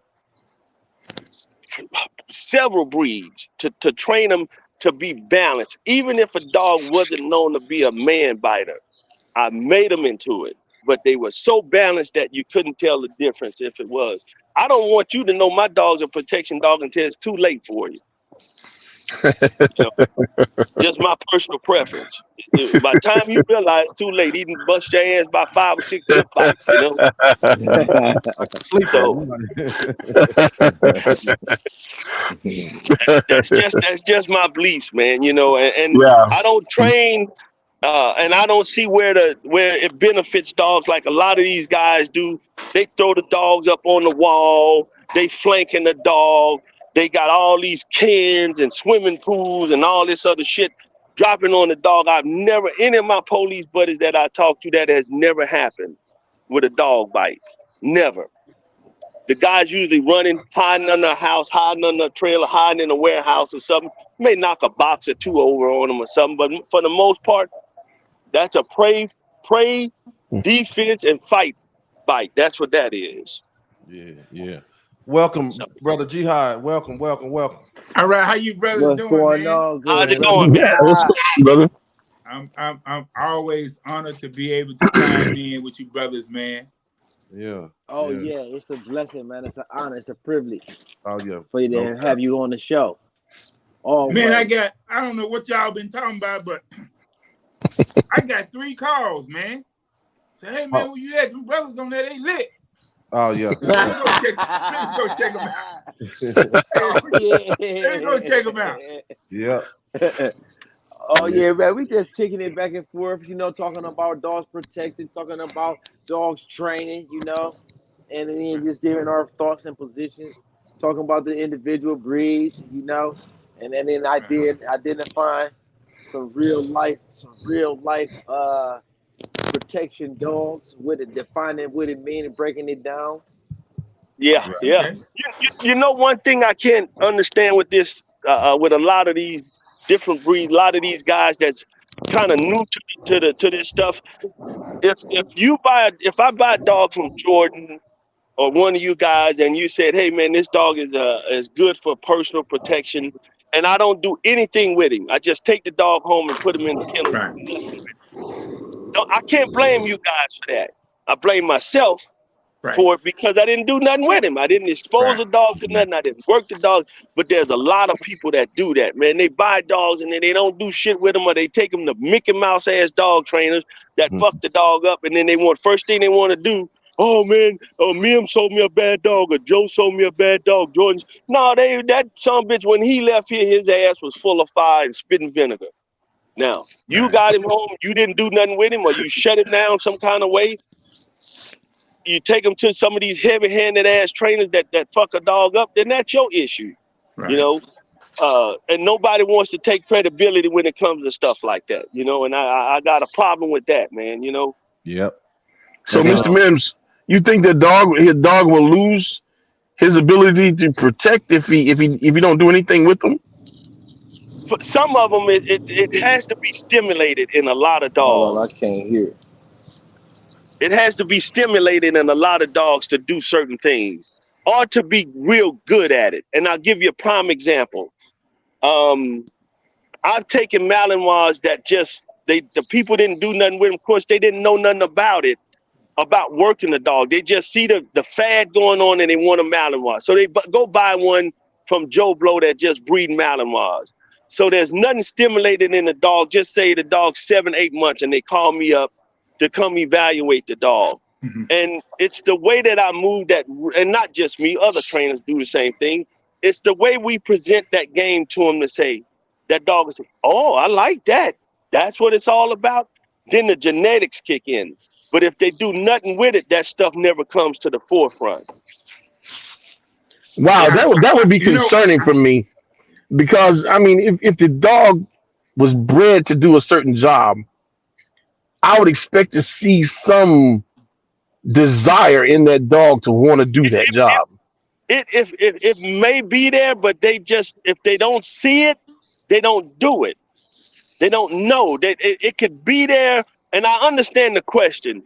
It could be there to a certain degree, but reaching its full potential, it won't reach it. Some of them are average potential. And that's not just with those dogs. That's with a lot of them. You take a hunting dog. He doesn't know a lot about going out and get that. And then he see it a couple of times, like monkey see, monkey do, you know.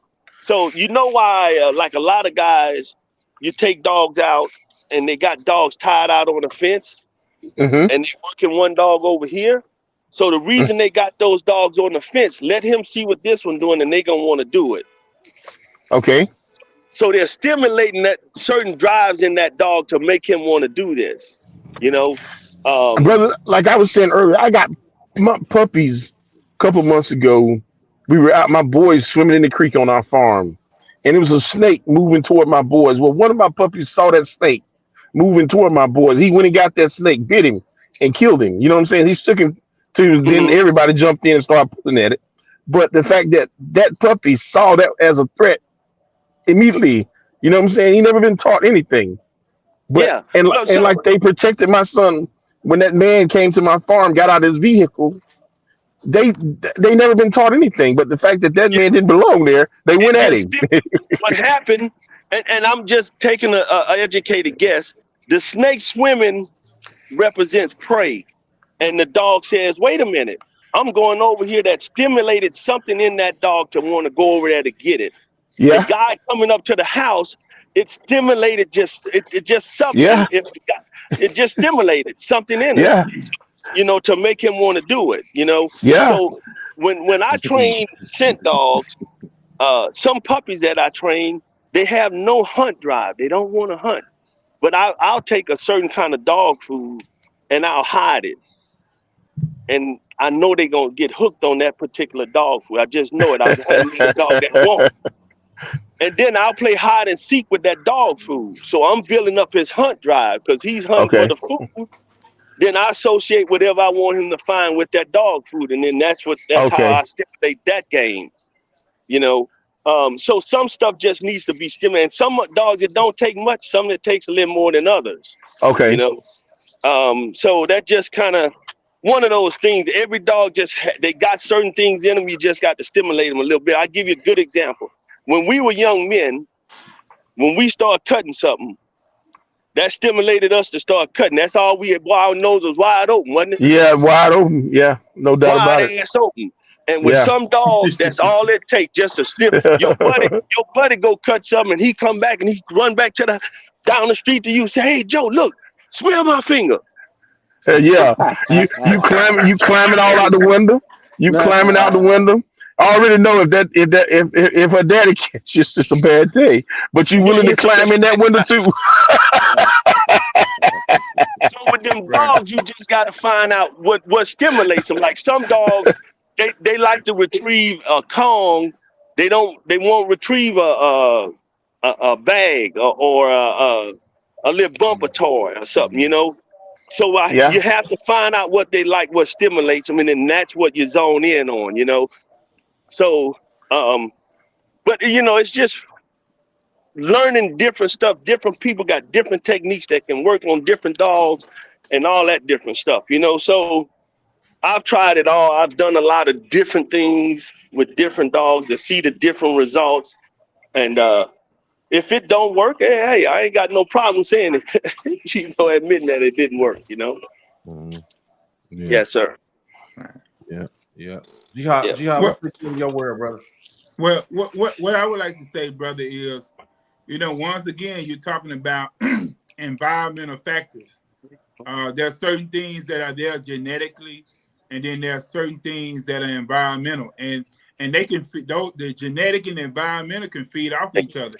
If you put a dog up somewhere and there's Excuse a me. lack of stimulation, you're gonna probably have a weird ass dog. Number one, Okay. even with these private fences, I see people put dogs in private fences, and that dog can't see nothing through that fence. He can hear.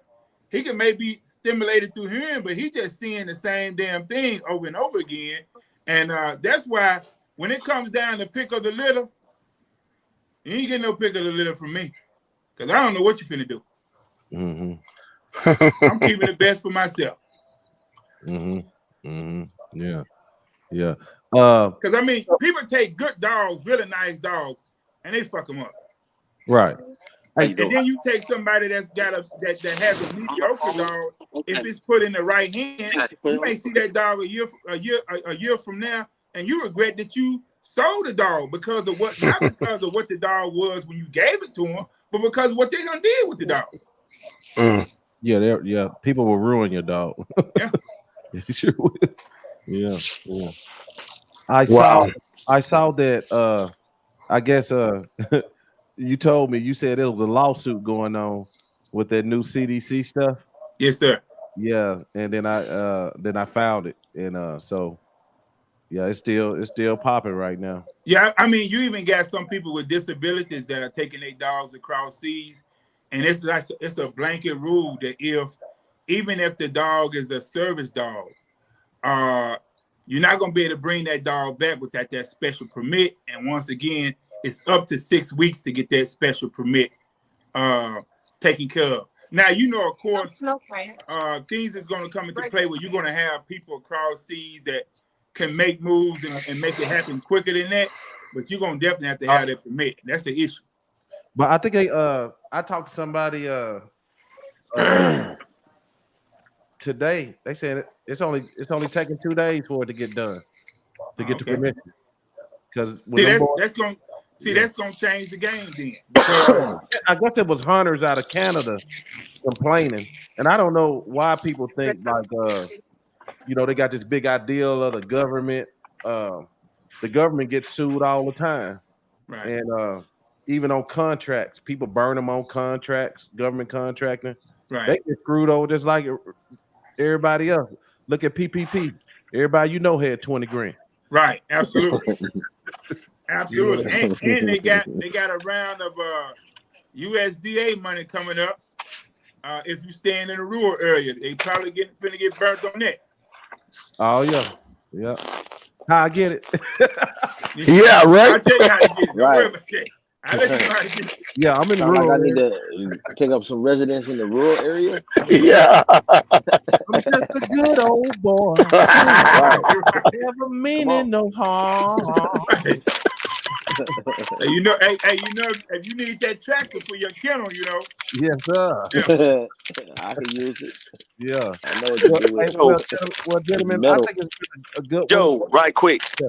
Uh-huh. Check your text message right quick. Okay.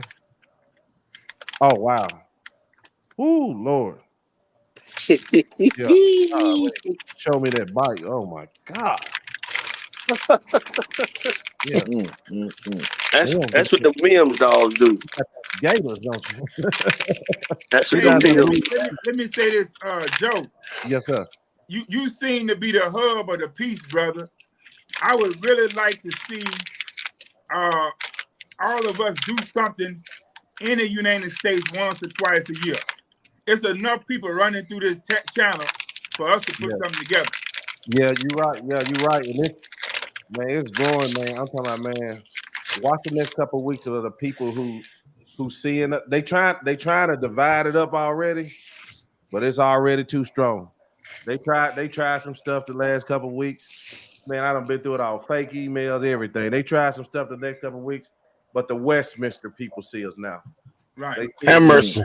Yeah. Well, I tell you this. That's awesome, brother.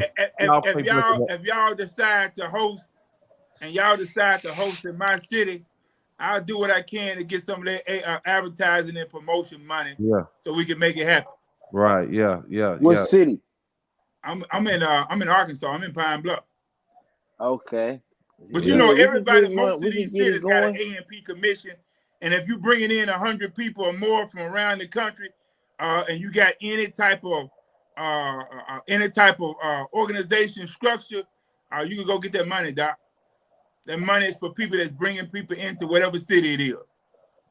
Oh, it's called what? Because we got the dog show advertising and promotion. Yeah, we got the dog show coming up in the September 21st in Hampton, Virginia. It's for all dogs. It's for big dogs. It's for all dogs. It's a major big dog show. Man, send it to me so I can promote it on my channel, Jordan. Now we got an AKC show coming September next month in Hot Springs, Arkansas. It's an all breed show. Yeah. And then in Tennessee, Nashville, Tennessee, September 6th, 7th, and 8th. If anybody got a Rockwellers, we're doing the Rockwellers show in Nashville. Mm-hmm. Okay. Okay, yeah. You said September the 8th? 6, 7, and 8. It's Friday, Saturday, and Sunday. It's AKC. No. That's a Urkel Seeger show for Rockwellers, but Oh, you say you the got a Seeger AKC show. All Breeze My show fault. is in September, and it's gonna be in Hot Springs, Arkansas. Okay. I gotta come down. I got family down there. I got peoples down there. Joe down there. You in Arkansas too, right, Joe? Man, you know it. Hey, boy, this Right. is Little Rock, man. Yeah. Hey, now I had them Little hotel Rock. discounts Represented. popping back off in November. So if there's anything after November, we got a couple people need a hotel room. I got it. Hey, Oh, yeah, Jordan, Doug said that's my city. I'll get a chance to meet Jordan. Yeah, for sure. Yeah, you know, Everybody. he Yeah, PNP. oh, man. Yeah, we get Yeah. a chance to finally connect. I get a Yeah. chance to meet my brothers in the flesh. Yeah. Yeah, and then my dude Brent Boyce is down there too. Yeah. Byron Brent. Yeah. is down there. So yeah, like I said, man, I'm gonna get in the next couple of weeks, I'm gonna do that interview with Mr. Roman up there in the corner. Jihad, he's an impressive brother too. I had to send you some stuff he sent me. She got some working baubles. But yeah, we're gonna interview him again. And Joe, I'm gonna say this while these brothers is on here. I know it's a lot. I know we throw a lot at you, but we need a national directory. Because I'm not a Malinois man. I'm not a Boer man. I'm not a American Pit Bull Terrier man. But I get calls for different breeds. You do, yeah. All the I time. do too, So if yeah. we could put something together, maybe just a book that we can renew every year. Shout out to brothers, $50 to put a little ad in there. So we'll know what ad, and we get these calls, we'll know who to send people to. Right. You know what I'm saying? Because if they coming on here and they talking and they know what they talking about, we want to make sure that if we doing referrals, we doing referrals to the right people. Right. Right, exactly. Somebody that you could refer with confidence. Yeah, great idea. Yeah, we need to be able to, you know, the economy is tight right now, and we need to be able to make that happen. We need to be able to see what we can do to network and work together on a national level. So no matter what a brother is at, if you're in Ohio, if you're out there in California, if you're in Georgia, wherever you at, we need to be able to put a hand on you and say, okay, you in Georgia and you looking for this breed of dog, you need to go to this brother over here. Yeah. You see what I'm saying? Or whatever the case is, if it's a brother doing some training, we need people that we can vouch for and we can refer, even if they just sending maybe before and after videos of their training to show where their skill set is at, to make us comfortable doing the referrals. We need to be able to do that. It don't make no sense that you got a breed of dog and somebody calling me about it, and I got to say, only thing I deal with is Rockwellers and Cunning Corso. Because that's what I've been telling people. Yeah. But but I do that a lot too. People asking me, well, do you know a trainer? And they be somewhere else, and now sometimes people get mad at me. Why you don't send them to me? It's because he over there with her. You know what I'm saying? What, let him get that. You know what I'm saying? Right. Even if it's a breeder, you know what I mean? If it's over there in California and I ain't got nothing on the ground right now, let the man, somebody you know, that's good, and stand on. We need to be able to make that happen, man. I'd like to see a book, Yeah, something put together that we can roll out. Yeah, in 2025. Yeah, I would like to do something like that too. So if anybody got those type of organization skills that can come in and help, you know what I'm saying? Get with me. Get with me, and let's do it. You know what I mean?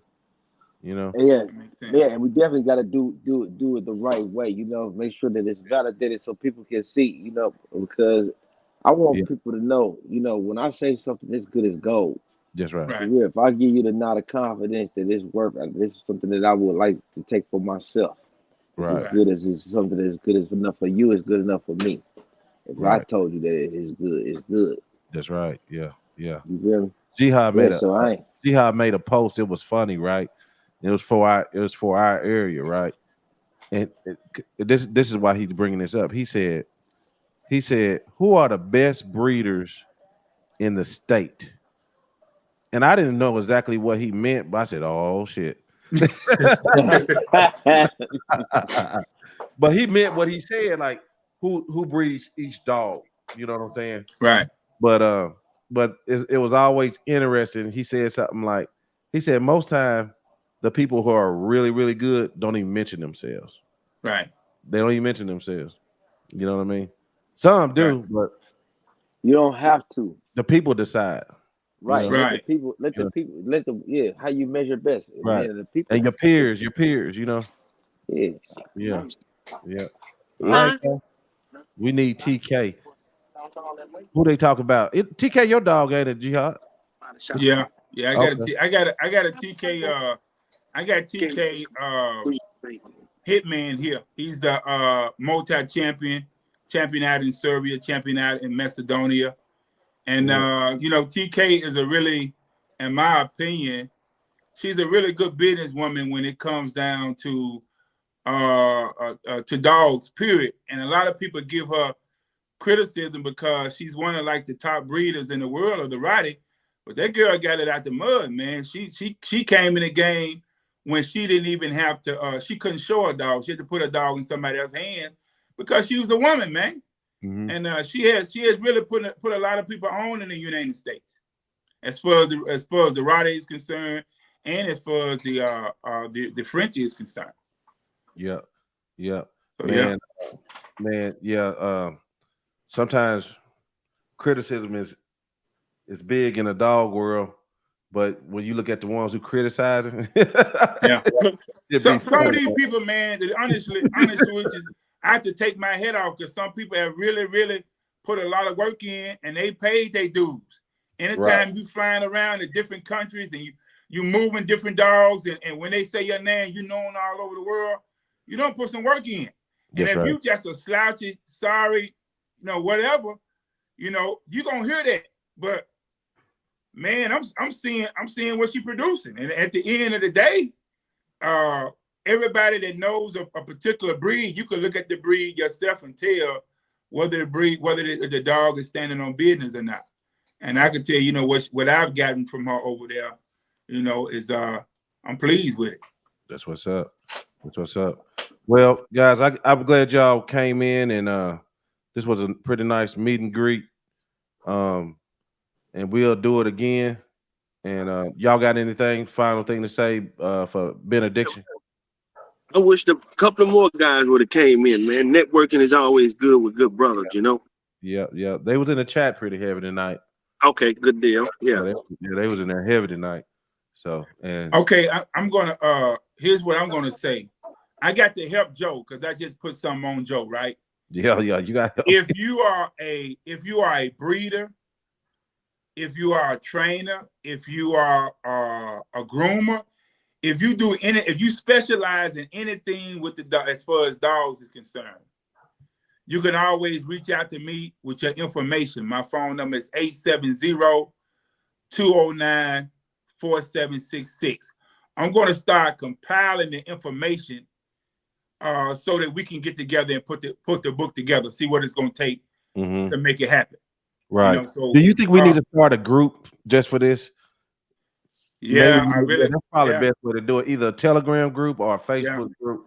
Yeah, we'll talk after this, and then maybe the next time we come on, we'll do something special where we explain to people what we're trying to do and how they can get themselves out there.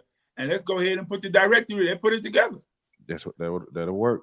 Because at the end of the day, man, I'm in a position that I'm in because somebody helped me do something that I ain't know how to do. Yeah, I don't mind spreading the love. Man, for real, I had a lot of help, man. Sometimes I just think about it. Golly, strangers, bro. Hey, Joe could get people on the phone. Joe could get some of the top people on the phone around the country, and they gonna cuss me out till they find out that me and Joe cool. Yeah. They cuss me out too now. Hey, I be talking to them. They be letting me have it, man. Now you need to do this. You need to ask this. Right. You need to ask that. Blase, blah. But it's all about getting better. I was talking to a guy the other day that helped me with a show, a chicken guy actually, and he helped me put a show together real quick. Nice dude, and he run a show. And one thing me and him we knew we had in common is we one of the few YouTube podcasts where the host ain't the expert. Right, that's good. That's good. Yeah. You know what I'm saying? Only one And of the I like the questions you ask because you ask some of the same questions and you getting different answers. You getting different perspective. But there are a lot of questions that you ask that people that been in the game for a while and who gonna sacrifice, they saying the same thing. Like I'm telling these young, that's why I made that post about the young brothers trying to start their own kennel, but they running to get males. And all the experts are saying that you start with the female, and they able to scientifically explain why you start with the female. You got to have a real good reason to start with that male. Yeah, right. They learning the game, but they learning it backwards. Yeah, right.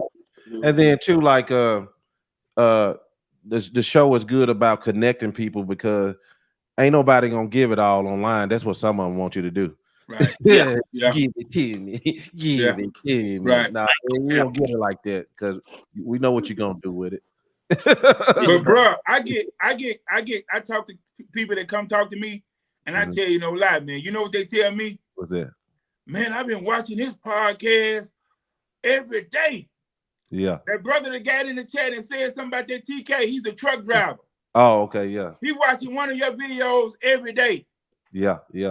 It's good. And I get calls and I talk to people like that. Yeah, man, that dude Joe, he the truth, man. I'm watching this stuff right now. Yeah, because it's on a grassroots. Doing the right thing, bro. It's on a grassroots level. Right. And here's what I like about it. There's always been, we've always had to go to specific people to get what we need, and they have not always treated us right. See, they have kept all these secrets from us, had us going in the wrong direction, and now only thing a brother got to do is pop on your podcast, sit down with his pen and paper, and start taking notes. Yeah. Well, I used to tell them that people hear from us. Yep. They gonna get. And then they listen to those names of people that may be important in the game. Right. They hear the right names. Right. I used to tell them, Joe, years ago, I used to tell them what I've learned over all these years of training, nobody can take it away from me. Right. You know, I said, and it took many, many years of running up phone bills. This is before cell phones were even as popular. That's when cell phones first came out. You had to pay about a minute. Then if you called long distance, it was 10 times the amount. So I remember I had a car phone. My car phone bill used to be $500. My house phone bill was $400 or $500 from networking and talking to people and building relationships and friendships and stuff that I've made many, many years ago. I still talk to a lot of those people, even still to this day. What the hell? Bro, they're playing some kind of music. I don't know. I'm gonna get out of here, Joe. I'll talk with you guys later. Nice meeting you, man. Nice meeting you also, brother. Y'all take it easy, Joe. Okay, you too, brother. Okay. Man. Yeah, but Jihad told it's coming together because it's important, and then the people that come to the show, right? Most of them don't bring their ego. You know what I mean? They actually want to share some information, and they be listening. Older trainers, older breeders, they be listening, and then by the time I talk to them, say, but one day. And here's the thing: the old heads, got to give way to this new generation. Yeah, and this new generation is supposed to take things to another level. See, one of the challenges I have with old heads that been in the game for a long time, they don't want to accept you getting older. Your health is not going to always hold up. Sometimes it's time to pass the baton. You got to have, like Brother Gypsy Stratton, he had, you see younger people that's mentioning him that say, I came up under him. He was able to pass the torch before he passed away. Yeah. In terms of training, and that's what we all should be doing. I'm not going to be able to run no 20 dogs, as I get older. Just not going to be able to do it. Right. We got to pass the torch on to somebody else, man. Right. And that's right. And then too, like I'm back, I wish the older generation. Okay. I wish the older generation wouldn't be so anti-internet. It's a new way. Right. It really ain't that new no more. You got to accept the technology for what it is. You on Facebook, you'll do that. You on Instagram, you know what I'm saying? And why not get your credit. Right. You know what I'm saying? If it wasn't for us, you know what I'm saying, doing this show. And you know what? The internet, that's why it's so important, because I remember when I was going through this veterinarian course, and I had an externship, and I'm dealing with a doctor that went to school 30 years ago. And I'm talking to them and her assistants, and I'm just not getting in the medical field as it relates to the dogs. And I'm talking to them, and they telling me about the heartworm test. And I said, well, look, it don't make sense to tell clients to come back in 12 months. If they got a heartworm test and that dog is positive for heartworms today, then there's no reason why we shouldn't be able to run a test 6 months from now and be able to see whether the medicine working and what type of progress been made. And I had to wrestle with him for a minute to get her to see it. And she said, you know what? She said, Jay, you 100% right. Sometimes we get locked in our own judgment. A lot of information we got, especially as far as the veterinarian field 20, 30 years ago, new information done came out. New technology done came out. And if you stuck in an old practice, you're going to miss out. One of the biggest, to help your clients properly. Yeah, one of the biggest episodes. We got to be able to renew our mind as it relates to everything. Yeah. It don't matter what you're doing. You got to be able to renew your mind. This brother that I'm working with in Little Rock, this training, he said 2 things to these young white girls that came in they trainers, but he trying to take them to another level. He said, I don't train with food. I don't train with e-collars. I don't have nothing against nobody that's doing it, but he broke down the science of why he don't do it. And then he showed them how to take their dog in one session and take that dog to another level. He called me. Man, when I tell you he called me, yeah. Bruh. He said, when you come back home, he said, when you come back home, bring your dog. All that root, and the dog doing all that barking and burning all that energy, he don't even let the dog do that. Yeah. He wants the dog to be calm and patient when he bites. That's right. That's the best way. That brother bad, man. Put the work into the bite. Don't put the work into the show. Right. Yeah. Put the work into the bite, man. Wasting all that energy you get on somebody, you just shit out of luck. You know? Yeah. Right. Absolutely. So he took my dog to one session, bro. And I'm like, God damn, like this. Who was that? Who was that? I'm trying to get them to be one of his mentees. What trainer that was? What's his name again? I got it in my other phone. I can't even pronounce his nephew. Are you in here still? Name, but we call him Brother Rasta. He trained out from California, but he's trained in the islands. You know, he's trained to do a few different countries. Yeah. But he's here, and he's not really. He got a nice skill set, but he's not known. Yeah. And the way his mind thinks that he know martial arts. He called with martial arts, and he's a school teacher. So when he's training from that perspective as well. His martial art and he cold, bro. Mills, I'm gonna have him on. I'll talk to him. I'm gonna have silent but deadly, man. Silent but deadly.